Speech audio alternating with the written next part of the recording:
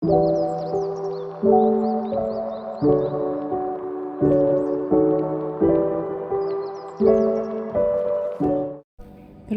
nama saya Putri Eka Lukusmawardhani.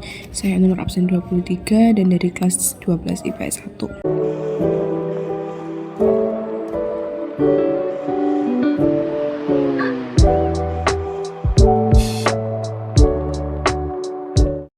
Perang Vietnam.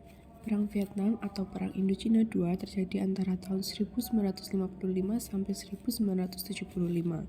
Kubu utama yang terlibat dalam pertempuran ini adalah Vietnam Selatan dan Vietnam Utara. Di saat yang sama, pertempuran ini juga bagian dari Perang Dingin yang melibatkan dua kubu ideologi besar, yakni komunis dan Seato. Pasalnya, baik Vietnam Selatan ataupun Vietnam Utara mempunyai negara pendukung masing-masing. Vietnam Selatan didukung oleh Amerika Serikat, Korea Selatan, Thailand, Australia, Selandia Baru, dan Filipina. Sedangkan negara yang menjadi kubu Vietnam Utara dalam Perang Vietnam adalah Uni Soviet, Tiongkok, Korea Utara, Mongolia, dan Kuba yang berideologi komunis.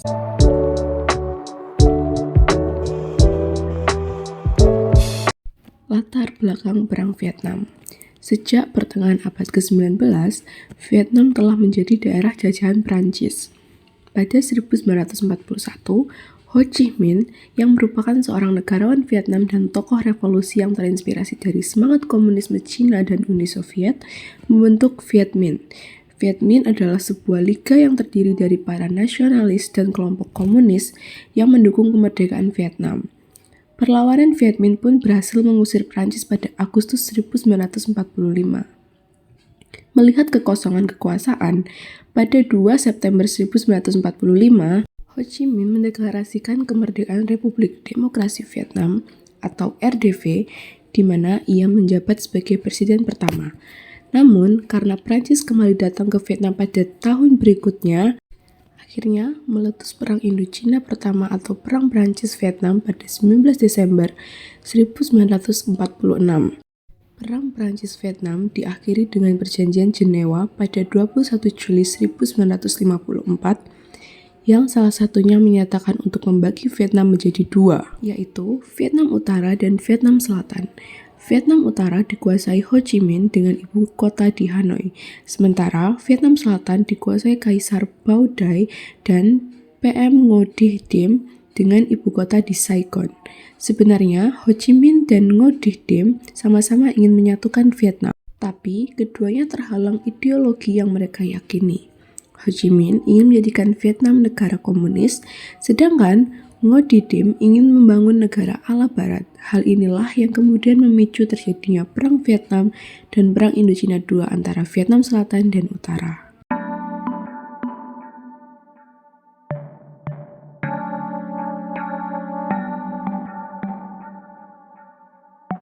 Keterlibatan Amerika Serikat. Keterlibatan Amerika Serikat dalam Perang Vietnam dimulai sejak awal, yakni pada 1955 ketika Presiden Dwight D. Eisenhower menjanjikan dukungan kepada Vietnam Selatan. Bentuk keterlibatan Amerika Serikat dalam Perang Vietnam mulai dari bantuan persenjataan, pasukan, pelatihan militer, hingga bantuan ekonomi.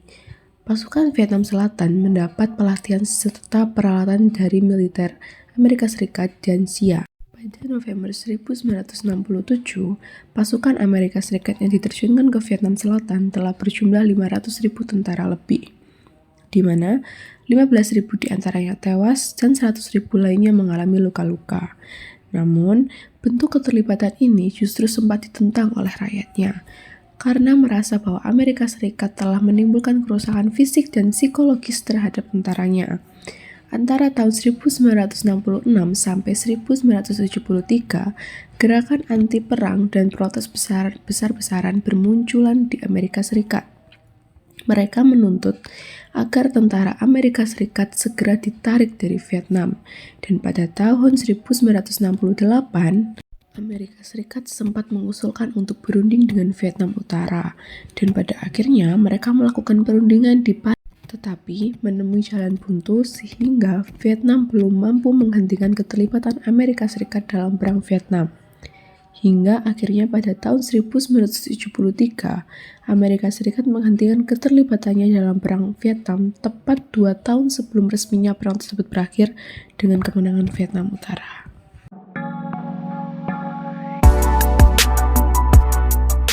Awal berdiri Vietnam Selatan.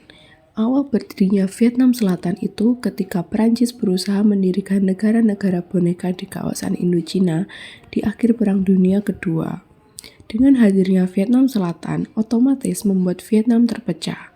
Hal itu membuat Ho Chi Minh sangat marah karena ia menginginkan Vietnam menjadi negara yang merdeka dan utuh.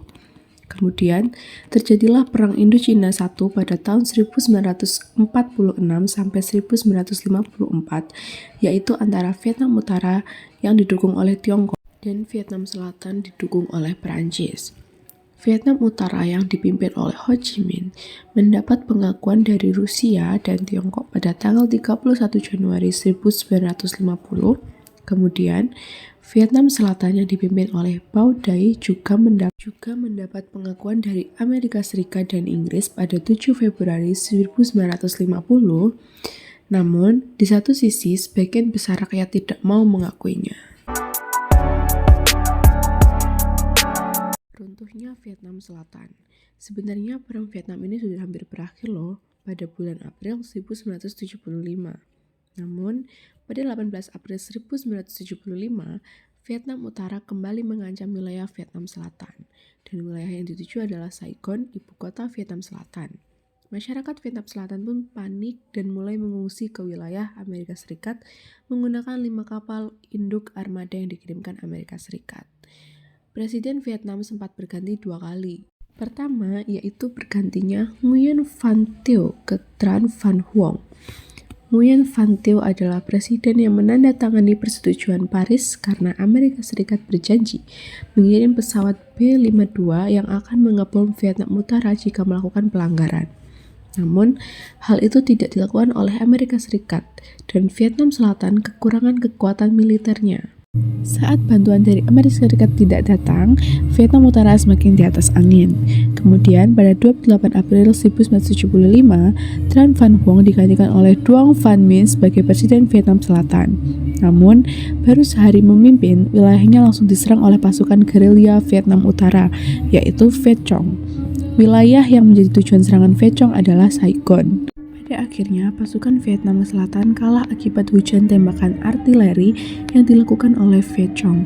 Akhirnya, pasukan Vietnam Utara mulai menduduki posisi-posisi penting di Saigon dan mengibarkan bendera mereka di Istana Kepresidenan Vietnam Selatan pada 30 April 1975. Hal itu menandakan menyerahnya pemerintahan Vietnam Selatan tanpa syarat kepada Viet Cong, dan kejatuhan Saigon pun menandakan berakhirnya Perang Vietnam dengan kemenangan Vietnam Utara. Hal ini menjadi periode awal transisi Vietnam menjadi satu negara yang utuh. Perang Vietnam yang berlangsung selama 20 tahun menyebabkan runtuhnya Vietnam Selatan. Dampak runtuhnya Vietnam Selatan terhadap kondisi politik dan perkembangan ideologi di kawasan Asia Tenggara adalah A. Vietnam menjadi salah satu poros komunisme yang disegani oleh Amerika di kawasan Asia. B. Keterlibatan Amerika dan Prancis dalam menyebarkan paham liberalisme semakin meningkat. C.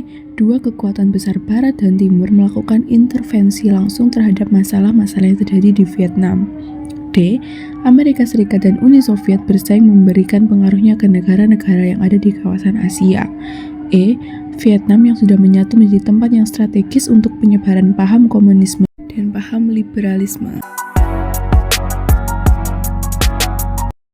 Lalu, dampak positif apa yang bisa kita ambil dari runtuhnya Vietnam Selatan? Dampak positif runtuhnya Vietnam Selatan adalah berakhirnya perang saudara di Vietnam sehingga kondisi politik negaranya menjadi stabil.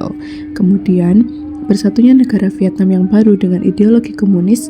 Sementara itu, penghapusan politik apartheid di Afrika Selatan memiliki dampak yang sangat besar di segala aspek kehidupan. Beberapa dampak dari penghapusan sistem apartheid di Afrika Selatan yaitu masyarakat kulit hitam dan kulit putih di Afrika Selatan dapat hidup berdampingan tanpa adanya pembatasan rasial, menyebarnya paham anti-rasialisme di dunia internasional, munculnya kesetaraan terhadap kaum kulit hitam di seluruh dunia, dan Afrika Selatan mampu menerapkan pembaruan-pembaruan yang berdasar pada keberagaman. Dengan demikian, dampak positif runtuhnya Vietnam Selatan adalah bersatunya negara Vietnam dengan ideologi komunis. Sementara itu, penghapusan politik apartheid memberikan dampak berakhirnya rasisme di Afrika Selatan. Hikmah dari peristiwa Vietnam Selatan yaitu menunjukkan pelajaran tentang usaha menutup masa lampau dan menuju masa depan. Perang ini merupakan bagian dari perang dingin antara dua kubu ideologi besar, yakni komunis dan Seato. Perang Vietnam dapat dijadikan nasihat permanen bagi kita tentang kemungkinan melakukan kesalahan, tentang cara memandang yang kurang akurat, tentang sikap mengabaikan peringatan akan penderitaan-penderitaan yang diakibatkan perang. Sekian dari saya. Apabila materi yang saya sampaikan kurang jelas, saya mohon maaf yang sebesar-besarnya. Dan apabila berkenan, tolong like video ini, share ke teman-teman kalian, dan subscribe channel saya. Terima kasih.